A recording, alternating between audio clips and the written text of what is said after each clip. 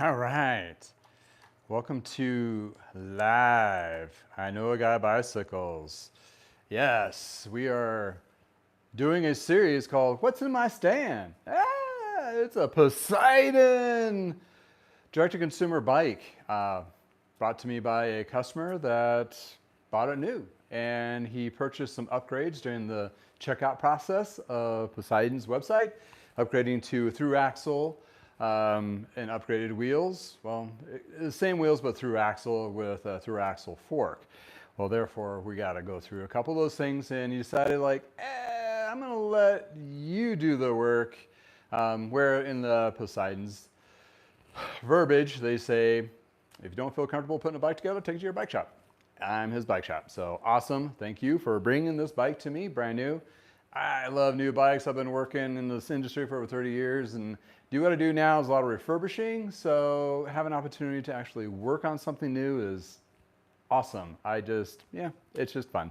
In any case, I wanted to feature this one too anyway, which I made already a couple of videos on it. To start off with, we got the upgraded or wheel set to the through axle, and he wanted a tubeless system set up. So I did the tubeless system. In addition to on this, I obviously true the wheels, a little out of true, not too bad at all. Hubs are smooth. What else did I find? Well, the rim tape had to be switched out to obviously the tape that's designed for tubeless systems, so we had to switch that out. Install the rotors, so I had to put on the rotors and also clean it off with rubbing alcohol prior to installing. So these guys are pretty ready to go. Also a little extra something. I put a little ceramic coating on the rim and spokes and the hub to get a little right out of the gate, some fresh beginning, good start kind of deal. So wanted to go through the other things he wanted to upgrade is this particular Poseidon. Let's give you a better view. I just threw it up here since I was going live. This particular Poseidon, they have a gravel version. Well, this is a gravel version, but it's a straight bar gravel version versus a drop bar gravel version. So there you have those two types. You have that available also in the redwood. And Poseidon is basically the god of sea. That's where the name came from. Serenity, calmness, that kind of thing. Kind of cool name. The company itself, what I read, is based out of California. Apparently they own their own factory and run their own factory to build these up. I'm not sure what that is all comprised, but that's what the verbiage. So they have control of quality control and that kind of thing. And basically when you think about factory building, most bike manufacturers build just the frame and maybe the fork they'll source out or they do it themselves. Mainly it's just the frame. So when you're looking at Giant and Merida, when they're building bikes, they're building just the frames. The parts are from Shimano, SRAM, or whatever. The wheels are from a different company. And they maybe build some in-house, but it's all, bicycles are a hodgepodge of pieces from everything. And I wanted to feature Poseidon because this is a price point bike. A price point bike that's been forgotten about within Trek and Specialized and Giant, because if you're looking for a cyclocross, well not cross, gravel bike, road bike, when you walk in any showroom floor from Trek and Specialized, you're looking at least $1,500 and on up. Where therefore, that's where my business is refurbishing road bikes, right? So when I see a bike like this, that's what? It's under $1,000. And he told me, the customer that drops it off about the parts, he's all in under $1,000 with the upgrades even. And this comes with a carbon fork. And this is the actual carbon fork. This is the through axle. The through axle bits are already put in there, ready to go. Got the through axle wheel. I just did the drops switch for there and also did a little coating on the frame too. Also with this particular bike he wanted to upgrade was compressionless housing for brakes. And hopefully I have enough time to do this because I have to go pick up my daughter in about an hour. Summer camp kind of thing. And I need to get this done before the 90-degree heat that we're dealing with today here. So gets a little toasty in the garage, so I try to get majority of my stuff done in the early part of the day. So any case, any questions, throw it down. I will answer them as they come, as if I have an answer to them. I may not have an answer. And we'll just go from there. The compressionless is the CNC. This guy here, you can find it on Amazon. It has the slick cable housing or cabling, which is kind of cool, and compressionless. So I've done a lot of cable and housing installs over the years. I mean, thousands and thousands. And compressionless is what derailleur shifting cables and housing is supposed to be. And this particular Tektro breaks, and I don't think it's specific to Poseidon having issues, but it has, you need to kind of level up on that braking power. These are cable actuated, so obviously they don't have the performance of hydraulic, but then again, you don't have the price of hydraulic.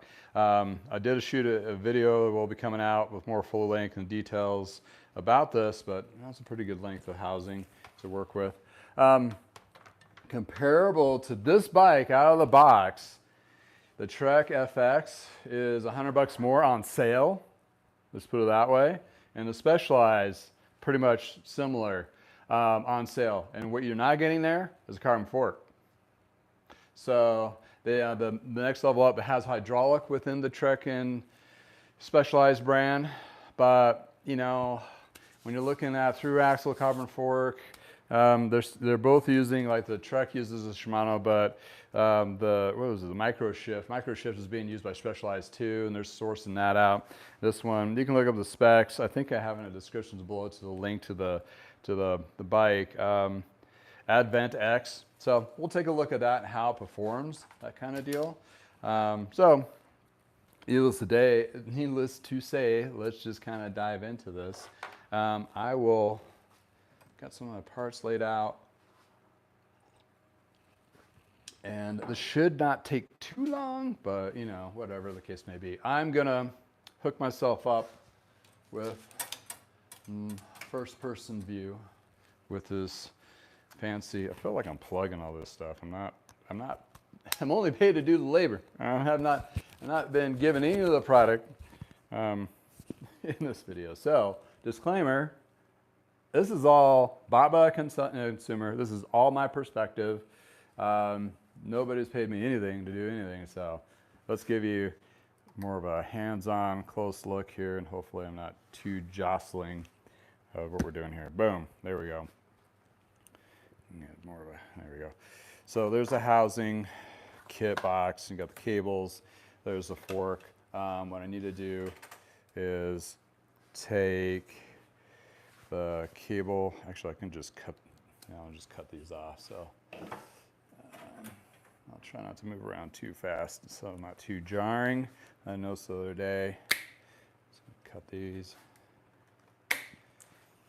and we're going to need to do a little trick on this. Is I got to thread the housing. I got to think this through. Because the housing, well, this one doesn't matter because I'm just pulling it straight through. Switching out the fork on that. This guy. I wonder if it's a one-piece housing throughout.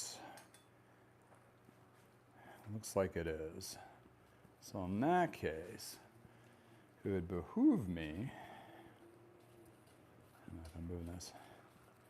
Okay, so what I'm doing here, I'm leaving the cable in there. This is called a threading cable swap. So I'm not like refishing through any of this. I'm using the existing cable to refish the new piece of housing through there. So, and I should have long enough housing here. And if I do this right, you will see a couple tricks. And they are using cable ends. So I'm going to match this up all the way through the compression. Make sure I have enough for, that should be enough for the, and I usually give it like an extra inch or two for doing boo-boos, make mistakes. So, okay. Looks like it's the same style of coiling. And I gotta put on my spectacles so I can actually see up close. So what I'm gonna do first, I'm getting double vision right now. Okay. Okay, what we're looking at here is you get a little burr, and Okay, so you want to catch it with your cutters. See how it does that? See if it focuses. So you got a clean cut, and hopefully I can get this to be pretty clean. Take a file, and you want to do it smooth, get a smooth contact. This goes up against the housing stop, or the ferrule, as it's called, and you want to clean that up.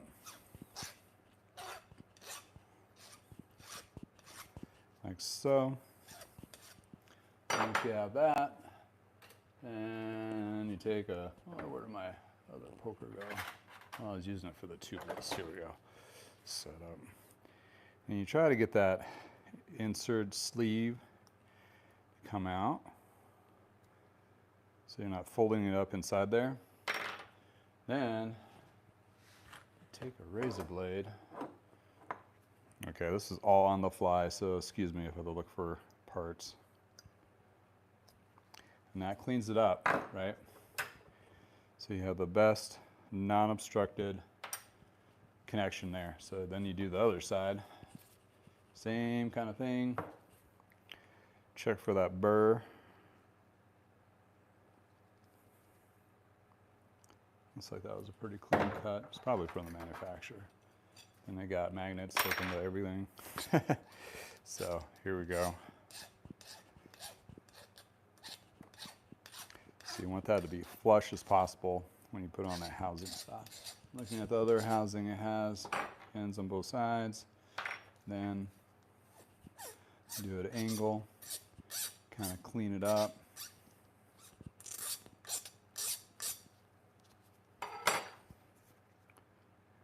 Then we have this portion here. So I'm kind of excited about seeing a bike line that actually is not overly done with too many models. They have a mountain bike, a couple different gravel hybrid styles.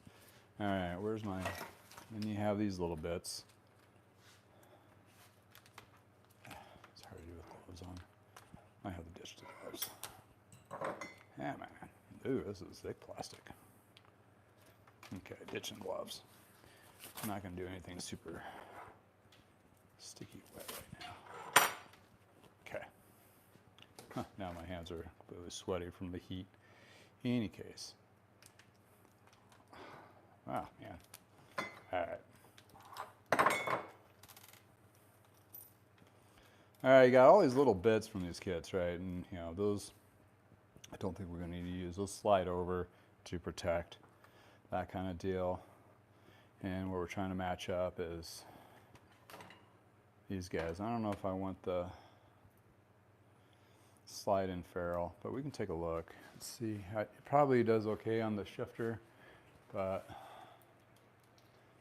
on the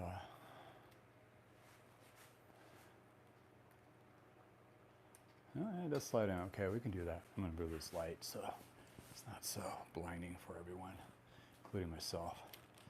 Okay, so this guy, these slide in. So all I need to do is get it through the cable on there. So since I have the cable still in here, so this is the trick. Basically, make sure you don't have a frayed. That'd be no bueno. And here, hopefully we can get it to thread through.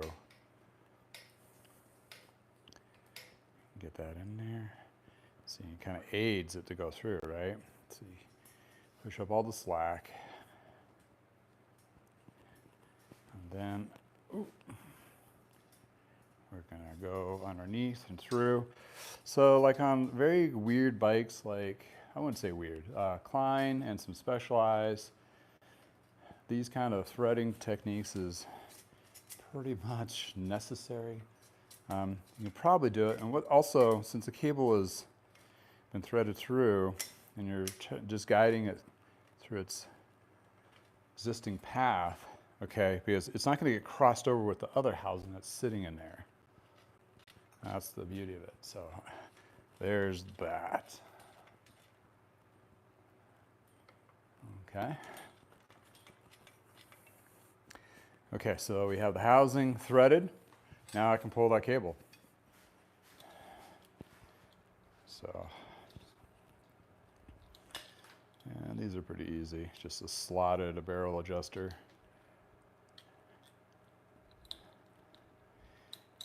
Like so. Drop that, then you find your next one.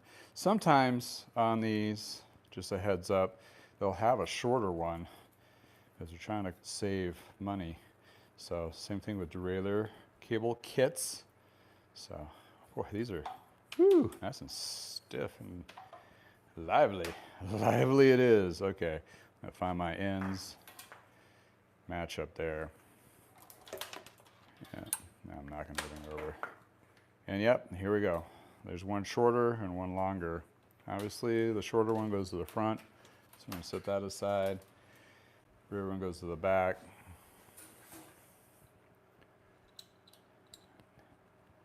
And, come on. Oh, okay, it rolled it down. See how it slots in there? Then you can, I tighten it down pretty much all the way. And then you take your cable end, slide it in here. Huh. Should. That's interesting. It binds up inside there. It should be like completely fluid. Oh, dropped one. It's kind of a sealed. Ah, I see. It's kind of like a sealed type system. Ah, dropsies. Time to do a shot.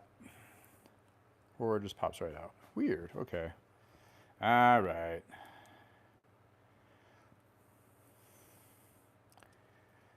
Just apparently there's a little burr on the end here that's making it a little more difficult to go through. So, oh, of course, put it on backwards. See, I'm not that smart.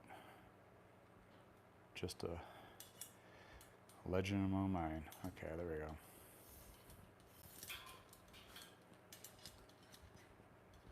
Mind you, I have an extra obstacle of a camera on me, so that's my excuse for today. Most brake cables and housing have to have ferrules used, and we want to look at our alignment, make sure we're not crossing over too much, or the cables are going the right direction. Because sometimes if you have cables that are not doing it right, it's going to bind when you turn, which can cause a troublesome accident. So, okay, I might have to clean that up before I get that. There we go. Okay, voila. Oops, sorry. Out of view. There we go. All right, then we're going to find our next bit and find my Y wrench. There we go. And we're going to do the back here. Oh, I feel some light lubrication on the cable. So those are pre-lined. So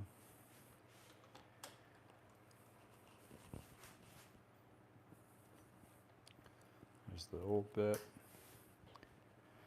All right. So here we're going to try to do this without kinking anything. Save the kinkiness for other things, not in cables and housing. Yeah, bad dad joke, or just bad joke. Okay. There we go. Slide that up. So the idea with this compressionless cable and housing is supposed to give the performance less drag, better performance. Oh man, I can tell right off the bat how much smoother that is compared to the other one. So that's basically the installation. We'll have to do the repeat on the front. But the front we have a little different scenario is we have a fork we're replacing to save this guy for measurement. It's not going to change the pitch or anything on that. And don't want to lose the cap. Okay, so here's our fork. Carbon fork on that there. And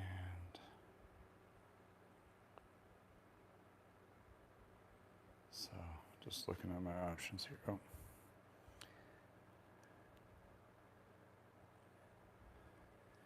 All right. So looking at the manufacture or the quality of the frame, I find this very cool. Reason being, it has a lot of the latest gravel, adventure riding type, I would say accessories. When I talk about that, is like mounts from the fork, 3 bottle cage mounts up here, another underneath. Then you have like your fenders and rack mounts here as well as here. So this frame has, I would say, you know, it's one of those things where it has good bones, right? All right. So I'm gonna grab one of my fancy stools here. Not sitting down, I'm just somewhere to set my bar and housing. Get in place. There you go. Oh, okay. There we go. Do a little arrangement here. Okay, so this is it's a carbon steer. Yeah, I might have to rethink that. In any case, I might have to get the wheel on there, or the other wheel. Take your stack, spacers, and there will be kind of a resistance to this because there's usually a little wedge piece inside that, if you can see underneath here, so your whole thing doesn't pop apart. There we go. And you want to be mindful when you take these apart, what's the what goes on next kind of thing. So you set that aside there. And now you have your bearings exposed, both bottom and top. And this is where you can pop them out and put new ones in. These are pretty nice because you don't need fancy tools to smash the crown race on there. It is just as easy as this. Bam, like so. And to be professional, I like to put that slot on the back of the fork, like so. Then, while I'm here, I'm just going to add a little bit of grease. I'm all a component of adding grease to the bottom and top. This seems a little dry. That does, it just gives an extra water barrier or protection of those bearings.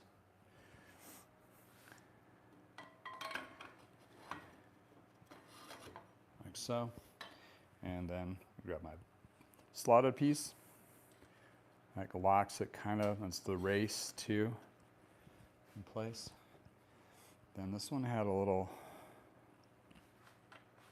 gasket on it with the in rubber piece inside and external gasket. And, you know, this is where you probably would measure and cut, but since I don't know if this customer wants it to be lower, so I'm going to save that to the fitting. With my tune-ups, there's a fitting included. So if there's a reason this individual wants to shorten this up, doesn't want to be as high, whatever the case may be, because if you look at this now,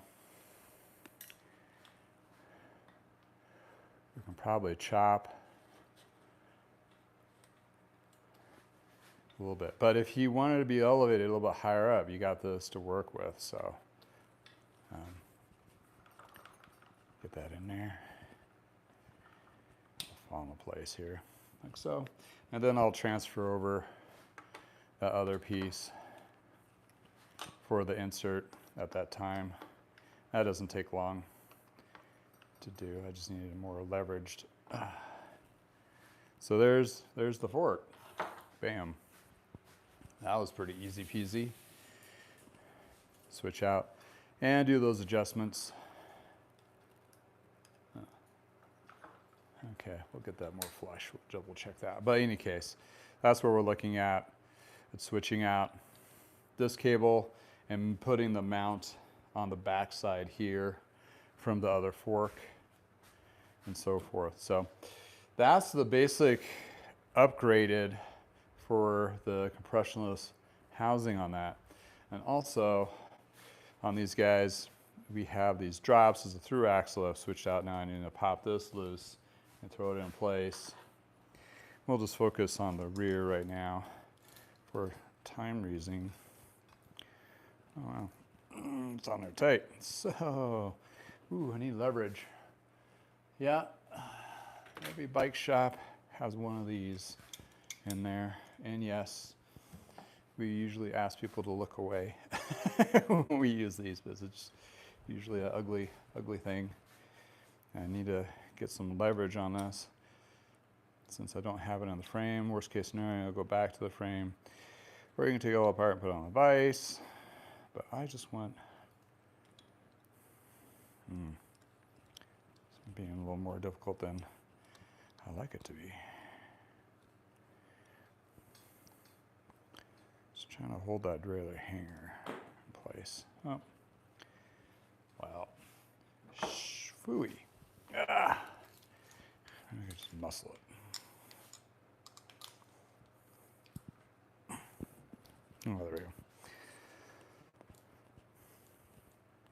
Because it usually has more torque because it's once it's in the frame. I should have. Well, it's already disassembled to this level. Some bikes are that way when they are custom built. So you just get like a frame and your bits are partially off. So housing's binding in there a little bit. And you don't want to cross thread this because this particular metal is softer on purpose. So it bends before the frame bends or breaks, that perspective. And now we have chain go back in here. And then I'll need to do the cassette from the old wheel. But just to give you an idea on the shifting. I mean, it feels like any other STI shifting. I'm sure the performance is going to be very similar. And we're seeing a lot of the same stuff on, definitely seeing it on the Specialized lower end. I don't know if Trek has dived into it, but they have like, I think they have turning on it, that kind of thing. Got kind of crazy. So, all right, we're getting closer, getting closer. So here's the cassette off the old wheel that he dropped off. So I'm going to find snips to cut this. Woo, look at that, huge 10-speed. And this is your traditional lock ring removal. Oh, get in there. You want that tool to fit in all the way. There we go. And trying not to dump everything off my bench. There we go.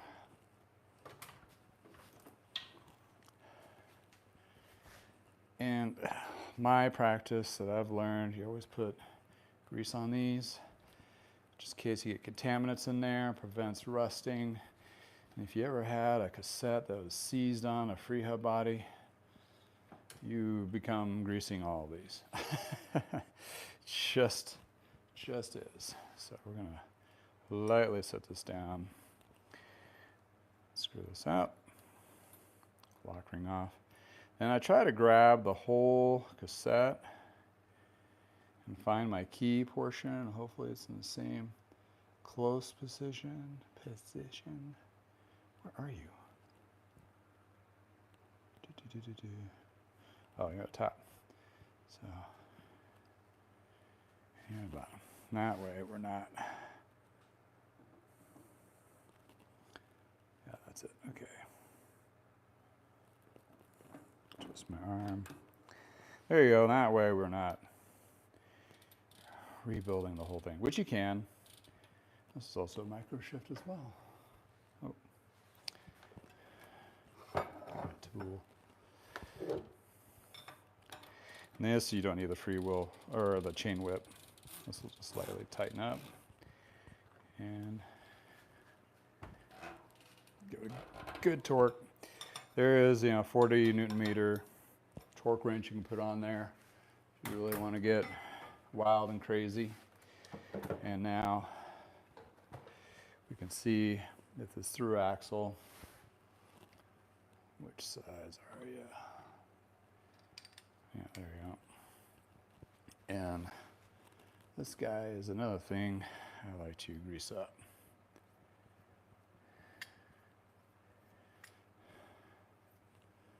And you have measurements on the backside, so if you ever need to reference that for replacement parts or different types or what have you, set that on the bench. Since it's in the smallest cog, you go on the smallest gear, roll it up, then you aim disc brake through. It's all about coordination. And the idea is once this is tightened up a through axle, and the benefit of through axles is these guys, disc brakes. Once you get those adjusted, that's pretty slick because you don't have that quick release skewer jostling. It's in place. And granted, I haven't adjusted the brakes at all, but right out of the box, seems to be okay. Well, actually I put the cable through, right? But I haven't adjusted the piston or the caliper.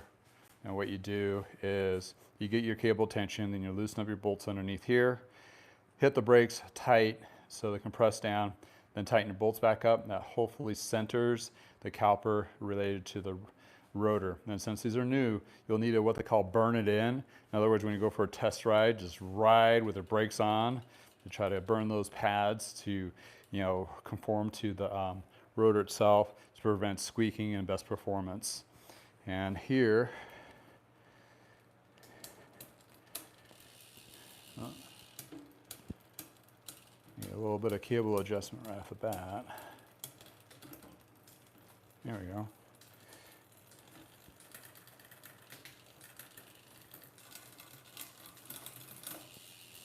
Whoop.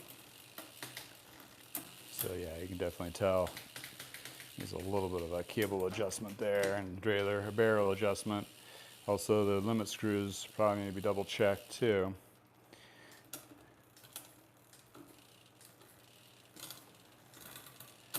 And also the B screw, which is this portion here. This does have a lot, should put that in place. A lock. Not familiar with these that too much, so that prevents the derailleur from slapping.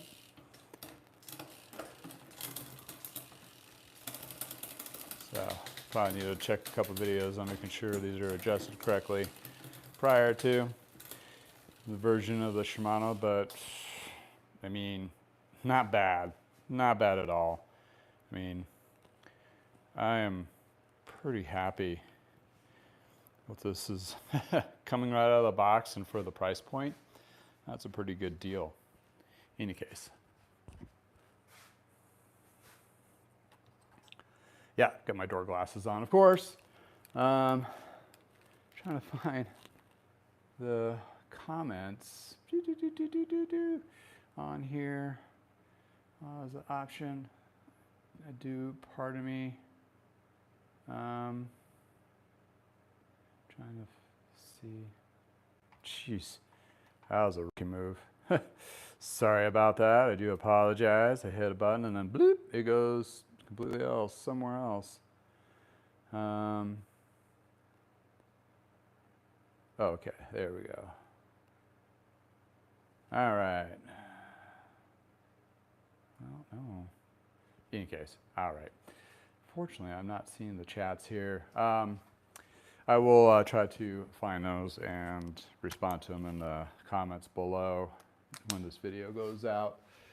In any case, just wanted to do a quick little feature of what I'm working on. I'm gonna have to start get ready to go and pick up my daughter from day camp. But compression housing seems to be pretty standard. The Teflon coating on it, it's going to make it a lot more responsive. Hopefully that gives you better brake performance. That's where he read that he should upgrade to get those brakes to better performance, which is kind of a cool thing. This one actually with that upgrade kit, I think it's 400, but correct me if I'm wrong in the comments below, but you get the wheels and the carbon fork and the through axles for that with the dropouts that switch out. So technically what you do, you can keep all your original parts, and if you want to go to sell it or whatever the case, you can switch them out. What I find that's really cool about this, and this is kind of interesting to me, is I've been see some videos out there, some gravel bikes that could be converted to road. I think Blackheart is a titanium builder that specifically really really hit the market with their bike, a gravel bike, road bike. Well, and also the wider span of the forks these days. There's been some wind tunnel testing lately that for road bikes, you'll probably see more on the Tour de France where the forks are flared out more for more aerodynamics. So it's kind of like, well, okay, you get this bike and you get the Redwood, which is a little bit more, but you buy the extra set of wheels. I think they're 150 bucks for another wheel set. Make one road, make one gravel. And with through axles and the spacing, and it's the same hubs and everything, you should be able to swap them out pretty easily by doing the through axle. And it's basically two bikes in one. So if you're a road bike day, throw the road bike wheels. And a lot of people were going that direction in this case. And honestly, with the discounts that they have going on now, I think the Redwood was like $850 or $950. Even if it was $950 and it's $100 off, it brings it to $850. You spend another 150 bucks. You're out of $1,000. You got yourself two wheel sets and a bike. Then, okay, yeah, you'll have to buy an extra cassette and rotors. Yeah, for Tektro and for Microshift, not an expensive lift. And for sure, you probably want a little bit different cog set arrangement on the road, something a little more compact. So therefore, you'll just have to kind of accommodate the chain for those two different cassettes, that kind of thing performance-wise. But honestly, you can probably definitely get away with it in a sense where you can have a gravel bike pseudo road bike. So if you're doing those events like the MS150 or charity rides or a race or whatever, and you're on a budget, you can get yourself almost two bikes with 500 bucks to $1,000 less than a new one on a Trek or Specialized showroom floor. Just saying. The frame on this is aluminum. The frame on a $1,500 Trek or Specialized, it's aluminum.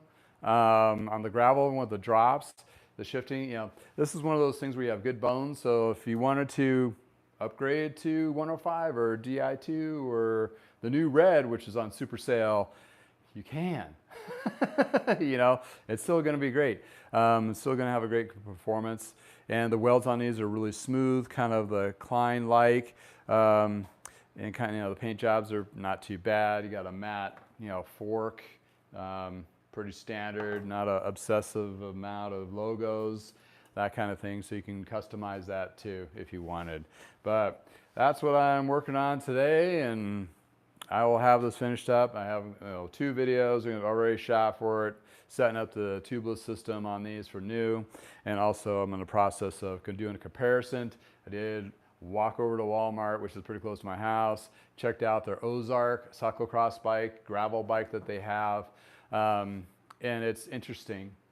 It's not super junk, but there is some bits on it, but it's $250. I don't know. I mean, granted, pretty much everything needs like a professional tune-up. But this customer, with my tune-ups, I provide a static fit. So that obviously makes sure the bike is all put together right and everything, switched out parts, set up tubeless, and then when it comes to does the fitting, then you can do the alterations there. So it's all set and ready to go in any case. Well, thank you for hanging out with me. Still trying to figure out where the heck the chat keeps disappearing to. Yeah, one of these days I'll be smart enough, right? In case it's not intuitive. Anyway, thanks for hanging out with me in the garage. I know it's kind of a, first cup. I'll get better, obviously, over time.